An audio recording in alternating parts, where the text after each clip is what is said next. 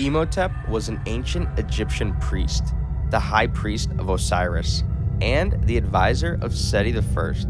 For his crimes of murdering the pharaoh and using dark magic from the Book of the Dead, Imhotep was executed with mummification, becoming the only known person to be cursed with the Hom-dai, the evilest of all ancient curses. Imhotep was brought back in the first mummy. This, in turn, gave him the desire to devour human flesh and the intent to spread evil and corruption throughout the world. Imhotep's intentions to rule the earth turned towards the direction of taking over the command of the army of Anubis, or, in the animated series, coveting an ancient text of power called the Scrolls of Thebes. Imhotep was born in Egypt and eventually assumed the position of High Priest of Osiris, and carried out his position effectively, becoming the trusted advisor and close confidant of Seti I, along with being the Grand Vizier to Zoser, and by 1280 BC, Imhotep designed and oversaw the construction of the Temple of Amon-Ra, even devising the means of moving the large bricks of the pyramids. Despite his position, Imhotep lived out a great secret. The mistress of the pharaoh, Anaxu-Naman, was the love of Imhotep, and they took precautions to keep their romance a secret. He intended on many occasions with the pharaoh, including a sparring match between Anaxu-Naman and Nefertiri, the daughter of the pharaoh. Nefertiri lost the fight to Anaxu-Naman and was embraced by her father. There, Nefertiri witnessed a moment of presumed romance between Imhotep and Anaxu-Naman, something that would become more than clear later on. One night, Nefertiri looked across from her balcony at Anaxu-Naman's home and noticed Imhotep coming to Anaxu-Naman, where they shared a passionate kiss. Imhotep and his beloved spoke to assassinate the pharaoh so they could finally live together. Anaxu-Naman chose freedom, wherein they gave into passion by having another shared kiss. However, as he was embracing her, Imhotep gripped Anaxu-Naman's arm close, smearing the gold paint on her body. Seti soon arrived and realized that Anaxu-Naman had been touched by another. As Seti turned around, he came face to face with Imhotep, who took his sword right from under him. Anaxu-Naman took this opportunity to stab Seti in the back, before Imhotep took part in the slaughter. Horrified at what she was witnessing, Nefertiri alerted Seti's faithful guards, the Magi, who stormed the residence. With only moments left to leave, Imhotep still refused to leave Anaxu-Naman, but his priests scurried him away to safety, wherein he promised to resurrect Anaxu-Naman, watching in horror as his lover stabbed herself to death in front of the Magi. Sometime later, Imhotep and his priests stole Anaxu-Naman's body and brought it to Hamunaptra in order to resurrect her. He entered the city's lower chambers to do so, bringing along his priests to aid him. Imhotep read from the Book of the Dead and called his lover's soul out to the underworld. Unfortunately, the Magi, who had followed them, intervened and stopped Imhotep before he could complete the ritual, forcing Anaxu-Naman's soul to return to the underworld. Imhotep's priests were mummified alive and buried inside the walls of the city. Imhotep, meanwhile, was forced to suffer from the Hom-dai, a legendary curse that granted the victim eternal suffering as an undead revenant, yet also bestowed them on holy powers and control over the 10 plagues of Egypt. His tongue was cut out, he was bound tight in wrappings, and he was placed inside a sarcophagus. Carnivorous scarab beetles were poured onto his body, which would feed on his body over many years.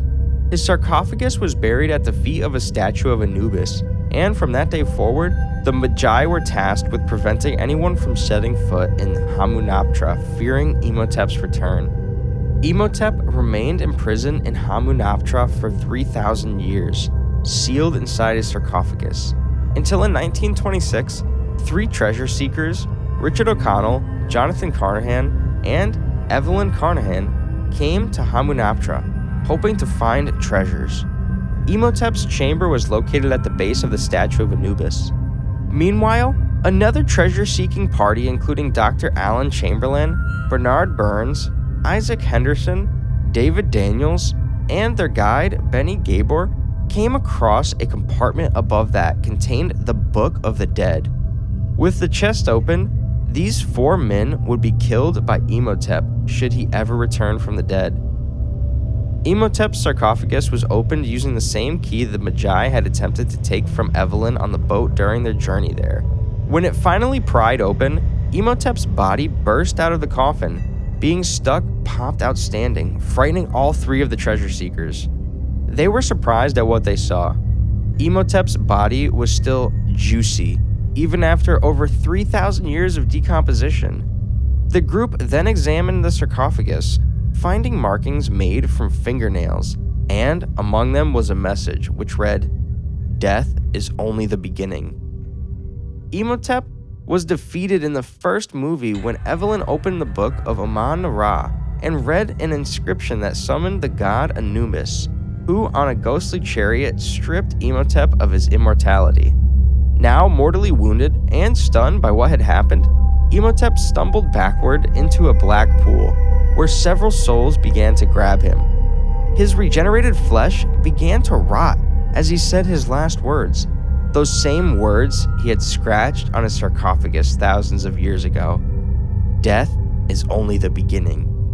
Years after the high priest Imhotep was killed again, his remains had been left in the Hamunaptra, where occultists embarked to dominate the world and had set out to find him. The cult maintained that the Scorpion King, an ancient warlord who had been cursed by the god Anubis and given an army that conquered the earth long ago, was the key to conquering the world. Whoever killed him would gain control of his army and could use it to destroy mankind or send him back to the underworld. This cult successfully resurrected Imhotep, starting the events of the second movie. At the end of the second movie, Imhotep is defeated again by Rick O'Connell and betrayed by Anaxu-Naman. The pain and shock of being betrayed by the woman he loved was just too strong to live with, and when he saw his enemies, the O'Connells, helping each other, this only intensified his pain. Imhotep let go of the edge he was holding on to and fell into the abyss. Hundreds of thousands of demons grabbed him and took him into the deepest of the underworld. Personality and traits. As previously stated, Imhotep was the high priest of Osiris in ancient Egypt and carried his position out with great intent.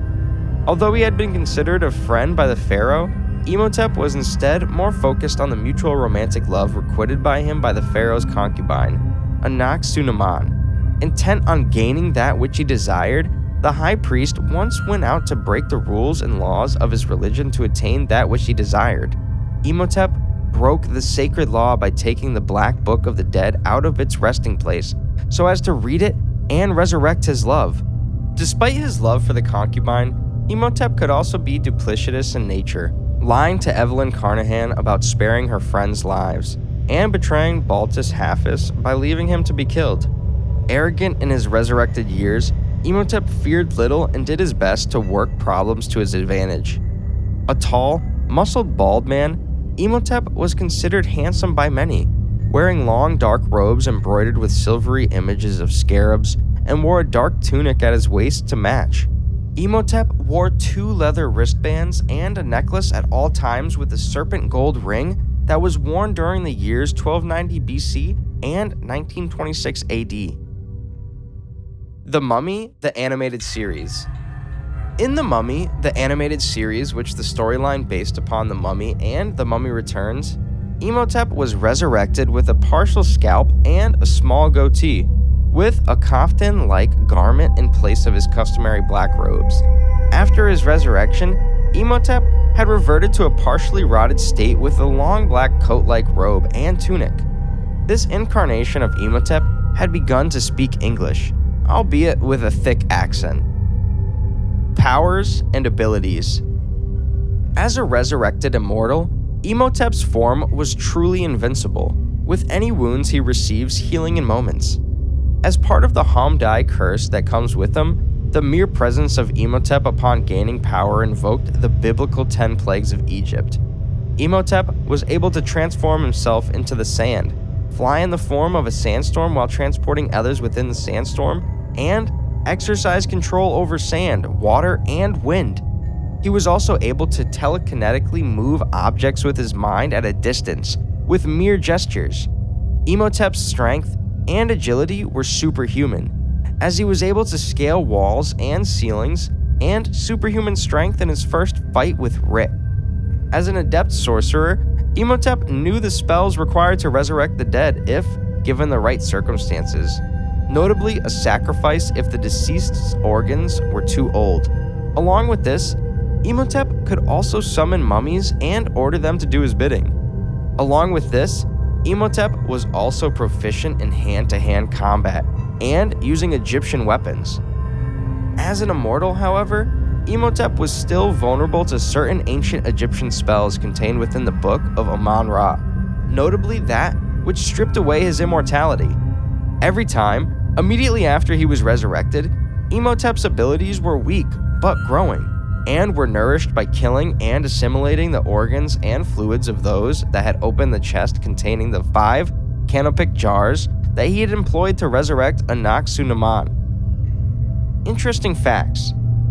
The shots of Imhotep in his skeletal form as shown in the first 2 films were accomplished by the actor Arnold Vosloo's movement performances while wearing a black suit, which would then track the movements back to a computer for analysis.